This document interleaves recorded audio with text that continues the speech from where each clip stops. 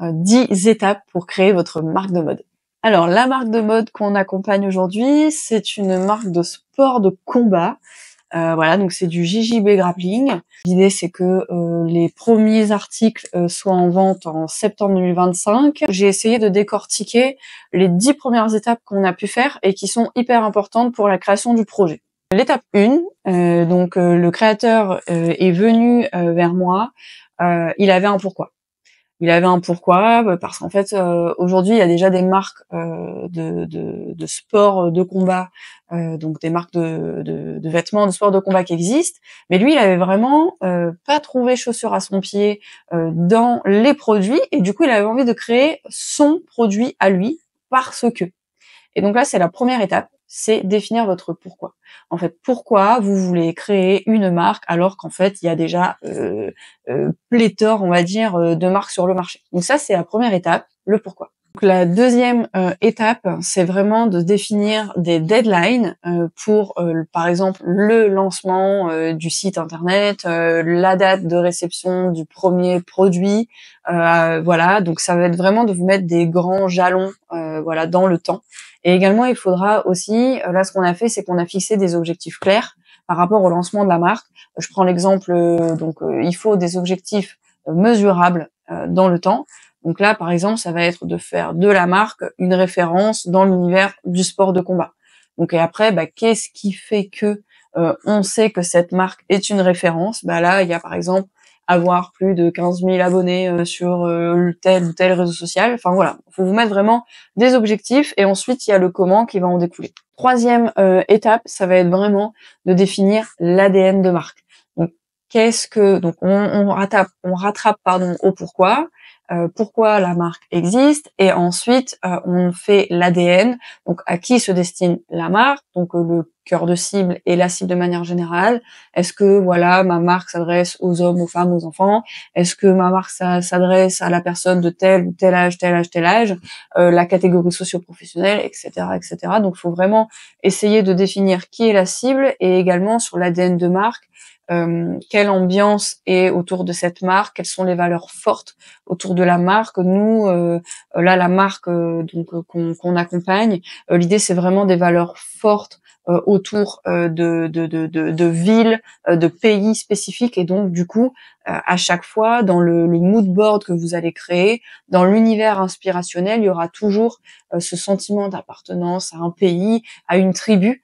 Qui est fort et qui est toujours présent en fait. C'est vraiment ce qui fait le ciment de la marque et c'est ce qui fait que pourquoi on va reconnaître votre marque par rapport à une autre marque et c'est ce qui fait aussi que les gens ils vont préférer acheter chez vous qu'ailleurs. La quatrième étape, ça va être vraiment une étape forte et il faut avoir fait tout le travail d'ADN de marque avant. Ça va être tout le travail sur l'univers inspirationnel de la marque, donc la création du mood board. Donc il y a plein de trucs sur internet si vous voulez créer votre mood board, mais moi je vous recommande de faire appel à une styliste. Et ensuite, une fois que le mood board est fait, vous allez devoir en fait apposer des designs sur vos produits.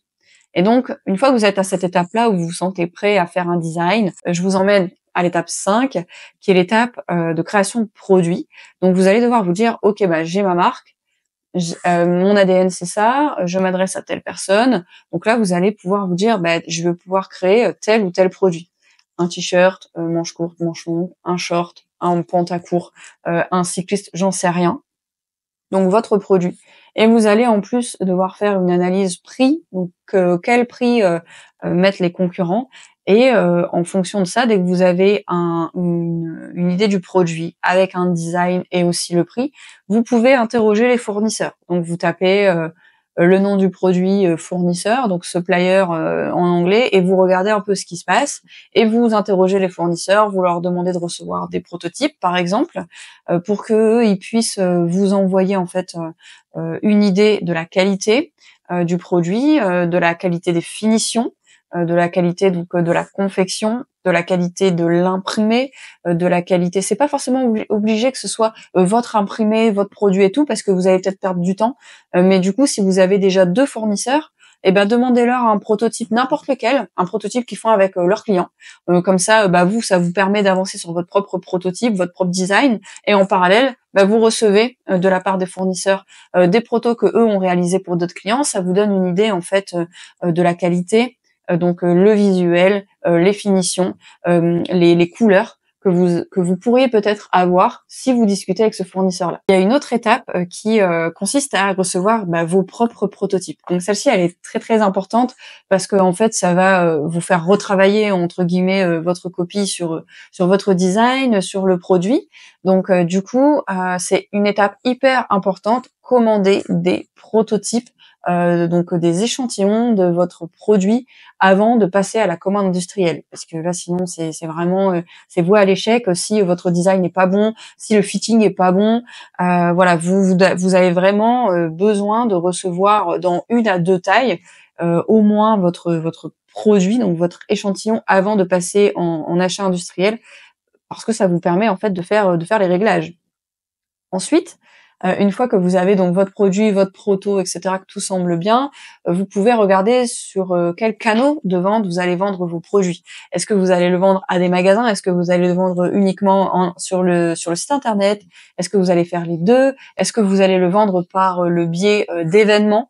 Donc dans ces cas-là, ça veut dire qu'il y a tout un temps de mail, voilà, un temps qui est conséquent de réseau et de travail pour la branche, on va dire, événementielle, parce que si vous avez le site internet, vous passez par des boutiques aussi en physique, ou vous avez peut-être envie d'avoir votre propre boutique, et vous avez aussi de l'événementiel, c'est vraiment des charges, on va dire, de travail complètement différentes, avec un engagement de temps qui va être conséquent, et peut-être que parfois il vaut mieux commencer par attendre que ce premier fonctionne pour basculer au deuxième, parce que vous pourriez peut-être vous perdre si vous êtes tout seul dans la création de votre marque et que vous voulez le vendre votre produit sur différents canaux. Alors, une autre étape que beaucoup de créateurs n'aiment pas forcément, c'est l'étape qui pour moi est la plus importante, que j'aime beaucoup d'ailleurs, c'est la protection de votre marque, donc propriété intellectuelle. Qu'est-ce qu'on fait? Est-ce qu'on dépose le nom de marque à l'INPI? Qu'est-ce qu'on fait par rapport à l'entreprise? Quel statut juridique je veux faire? Donc là, ce qu'il faut vraiment, c'est première idée, premier temps.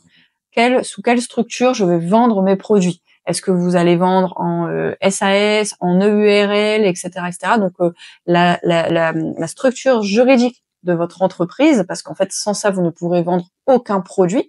Et d'un autre côté, c'est votre marque. Une fois que vous l'avez créée, comment vous faites pour la protéger? Donc, vous pouvez la protéger de manière simple et ou un peu plus réfléchie. Donc, vous avez par exemple des enveloppes e-solo que vous pouvez faire directement sur Internet auprès de l'INPI, qui protège également votre idée, votre projet, vos dessins, vos modèles, par exemple. Dans un premier temps, faites aussi attention, votre marque, si vous la vendez en France, si vous la vendez en Union européenne, à l'international, ce n'est pas les mêmes types de protection pour votre marque. Également, vous avez un moyen qui est de déposer le nom de marque. Vous pouvez aussi déposer le nom de marque et le logo. Vous pouvez aussi choisir de ne pas déposer dans un premier temps, mais par contre verrouiller en fait le cadre de votre travail en par exemple achetant par exemple le nom de votre marque .fr, .com, .es, .en, .etc., etc., pour être sûr que personne d'autre sur un autre finalement territoire en fait vous bloque, parce qu'en fait le nom de domaine serait déjà pris. Donc ça c'est hyper important. Pareil pour les réseaux sociaux, même si voilà, vous en êtes qu'au début et que vous avez en tête le nom de la marque et que c'est hyper clair pour vous, vous voilà, enregistrez, réservez-vous au moins ces propres canaux pour vous, parce qu'en fait si c'est quelqu'un d'autre qui le prend, là on est sur le premier arrivé premier servi, donc ça peut être compliqué. Ensuite, une fois qu'on a tout ça, on va passer sur l'étape justement avec le fournisseur de négociation. Donc on a reçu le sample, donc l'échantillon, on est content, c'est celui-ci qu'on veut. Donc là, il va falloir se dire combien on veut de produits pour démarrer. Est-ce que c'est 50 pièces, 100 pièces, 200 pièces, 500 pièces, etc. Donc quelles sont les minimum quantités auprès du fournisseur? Donc il faut que vous demandiez au fournisseur son minimum de quantité, donc c'est les MOQ. Donc vous lui demandez ça, et ensuite vous lui demandez les prix pour, je sais pas moi, 50 pièces, 100 pièces, 200 pièces, et vous faites ce qu'on appelle le P&L, donc c'est les Profit and Loss. Donc en fait c'est tout en fait un business model, on va dire financier, qui va vous dire ok, bah mon produit, si je l'achète à 15 € et que je le vends 45 €, donc TTC, et ben en fait mon prix d'achat c'est ça, mon prix de revient c'est ça.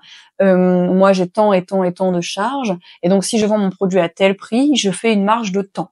Donc voilà, si vous faites une marge à 0, vous auriez bien compris qu'il va falloir en fait que vous soit réduisez le prix de revient, donc négocier avec le fournisseur, soit augmenter le prix de vente. En fait, il n'y a pas 36 000 solutions. Après, vous pouvez optimiser 2-3 trucs, mais bah voilà, l'idée c'est de dire la balance est là. Si je veux faire du bénéfice, je dois être là.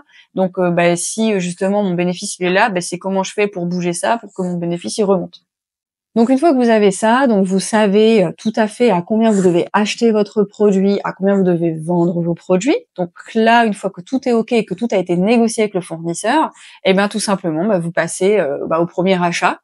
En parallèle, vous aurez défini donc vos canaux de vente. Donc n'hésitez pas, il faut structurer justement pour tout préparer.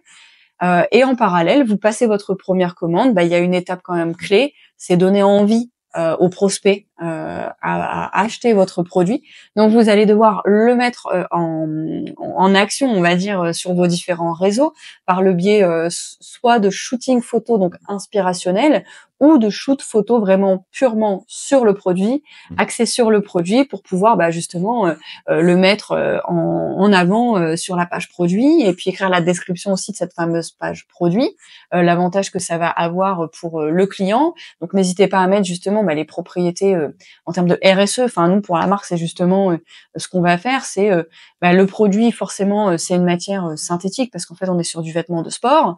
Donc du coup on explique pourquoi. On a justement trouvé un produit avec un petit spray qu'on peut asperger qui permet d'éviter la prolifération des bactéries quand on fait du JJB ou du grappling, c'est hyper important. Donc en fait on a justement ça, donc expliquer pourquoi la valeur ajoutée du produit en fait elle est hyper importante, elle est hyper clé, parce qu'elle va permettre justement aux futurs clients de passer plus facilement à l'acte d'achat.